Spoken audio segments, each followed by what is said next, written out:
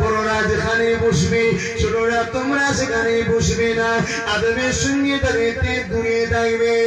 আমার আম্মারা, আমার বোনেরা, আমার আব্বা জানেরা, তাহলে পুরো বয়সে ওই বাচ্চার হাতে দুটো ভাত পেয়ে যাবে না, ওই বাচ্চা আপনাকে পুরো বয়সে হাতে মারতে মারতে বার করবে।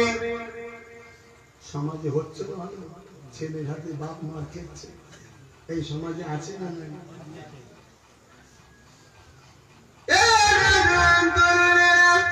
আল্লাহ নবী জানিয়ে দিলেন যাদের আখলাকে, যাদের ব্যবহারে, যাদের পাপ মানে সে যতই আমল করুক না কেন, তার জন্য আমি রাসূলুল্লাহ জানিয়ে দিই যাদের ব্যবহার, যাদের আখলাকে বাপ মা আওয়াজটা একবার করবে, ওই বাপ মা যদি মাপ না করে দেয় ওই বাচ্চাটা জাহান্নামী, জাহান্নামী, জাহান্নামী।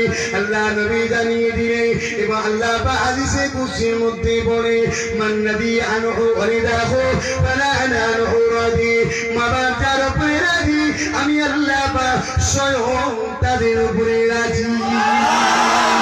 আল্লাহ পাক যাদের উপরে রাজি তাদের জন্য রয়েছে একটা জান্নাত। মা বাপকে প্যার করো, মা বাপকে ভালোবাসো, মা বাপকে মহব্বত করো, ওই পুচকা পুচকি নিয়ে মসজিদে ঘোরা লাগবে না। মা বাপকে প্যার করে আল্লাহ পাকে সিজদা করো, মসজিদে ইমামের কাছে দুয়া করো, শিক্ষা অর্জন করে নাও। এর জন্য পুচকা পুচকি নিয়ে বিদেশে বিদেশে ঘুরে ঘুরে মসজিদ গুলোকে নাপাক করো না। এই মুসলমানের ছেলে মেয়েরা, এই ব্রিটিশদের দালালদের থেকে তোমরা সতর্ক তৈরি হও, তোমরা দূরে থাকো। এরা হলো ব্রিটিশদের দালাল, এদের লক্ষ্য হলো আল্লাহ ঘরটাকে নাপাক তৈরি করে দেওয়া। বুঝছেন না? যখন শিক্ষা দিবার দরদ